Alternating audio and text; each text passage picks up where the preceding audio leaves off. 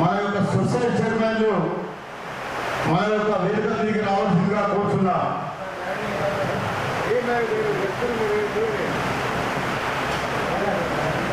ఈ యొక్క కార్యక్రమం ఉద్దేశము కార్యకర్తలని ఉత్తేజపరచడానికే మన యొక్క పెద్దలు శాసనసభ్యులైన భూపతి రెడ్డి సార్ గారు ఈ యొక్క కార్యక్రమాన్ని ఏర్పాటు చేశారు.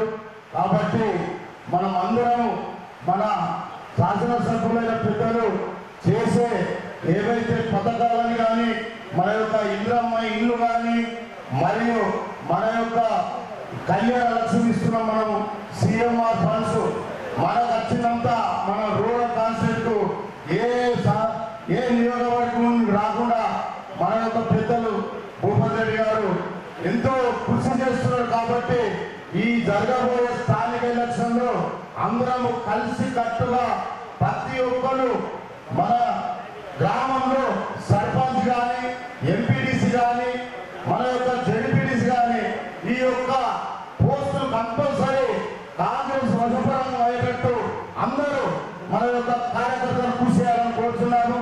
ఈ యొక్క కార్యక్రమానికి మన DCMS చైర్మన్ అయిన తారాచంద్ర గారిని వేదిక మీదకి రావాల్సిందిగా కోరుతున్నాం. మరియు మన యొక్క ముఖ్యమంత్రి రేవంత్ రెడ్డి గారు ఎన్నో పథకాలు మనకు అమలు చేసింది కాబట్టి మనం ప్రజలలో తీసుకెళ్ళకపోతున్నాం. కాబట్టి రాబోయే ఎలక్షన్ లో మనము కలిసి కట్టుగా ప్రతి ఒక్కరము అరే మీకు ఏం కావాలి అనే ప్రజలలో మనం పోవాలి. అప్పుడే మన యొక్క ప్రభుత్వం చేపడుతున్న పథకాలను మనం వివరించాలి. అప్పుడే మనం ఏదైతే జరగబోయే స్థానిక ఎలక్షన్ లో ఘన విజయం సాధించి మన యొక్క శాసనసభ్యులు భూపతి రెడ్డి గారికి మనం కానుకగా ఇవ్వాలి. లేకుంటే తాను ఎంతో శ్రమపడి పొద్దున నుండి రాత్రి వరకు ఏ ఎండ అనకుండా వాన అనకుండా మన కోసం ఎంతో కృషి చేస్తున్నారు. కాబట్టి మనం ప్రజలను తీసుకుపోవాలా. ఆ యొక్క కార్యక్రమాలను చేపడితేనే రేపు మనం రాబోయే ఎలక్షన్ లో ప్రతి ఒక్క ఎంపీడీస్ కానీ సర్పంచ్ కానీ జెడ్పీటీస్ కానీ సొసైటీ చైర్మన్ కానీ ప్రతి ఒక్కరి మన వశపరమవుతాం. కాబట్టి మనం అందరం కలిసికట్టుగా ఉంటేనే ఈ యొక్క విజయానికి నాంది వలుగుతుంది. కాబట్టి అందరం ఈ 4 మండలాల కాంగ్రెస్ కార్యకర్తలు కలిసికట్టుగా పనిచేస్తామని మనం సార్కు తెలియజేయాలి. కాబట్టి మన జిల్లా అధ్యక్షుడు మానవమోహన్ రెడ్డి కూడా ప్రధానమంత్రి రెడ్డి కూడా యుద్ధం చేయవలసిందే పాకిస్తాన్తో. మోడీ గొప్పతనం కాదు, మన యొక్క హిందూ ధర్మాన్ని కాపాడటానికే మన యొక్క రాహుల్ గాంధీ గారు కూడా అన్నిటికీ ఒప్పుకొని పాకిస్తాన్ యుద్ధమని చెప్పాడు. వీళ్ళు ఏమంటున్నారంటే రోడ్ల పొడి తిరుగుతారు ఇప్పుడు మన బీజేపీ వాళ్ళు.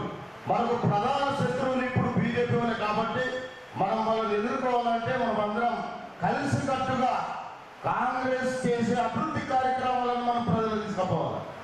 ఇప్పుడు పెద్దలు రాజేందర్ గారిని మాట్లాడవలసిందిగా కోరుతున్నాను. పార్టీని పట్టుకొని పార్టీకి కష్టకాలంలో ఉన్న వారికే ప్రాధాన్యత ఇస్తా అని చెప్పి సార్ ఎప్పుడు చెప్పిండు. సార్ దృష్టిలో అందరు ఉన్నారు. సెకండ్ సార్ వచ్చినా మూడోసారి వచ్చినా ఎవరి ప్రాధాన్యత వారికి ఉంటుంది. మనం ఎక్కడికి గ్రూపులు లేకుండా ఒక్కోళ్ళ మీద ఒక్కోళ్ళు దుష్ప్రాంతం చేసుకుంటే ఉన్నది పోతుంది, మన జేబులకి అది కూడా ఉంటుంది. కాబట్టి మనం అందరం కలిసికట్టుగా ఒక్కోళ్ళ మీద ఒక్కోళ్ళ ఆరోపణలు చేసుకోకుండా కలిసికట్టుగా చేసుకుంటామని మన అందరికీ నేను తెలియజేస్తున్నాను. ఇప్పుడు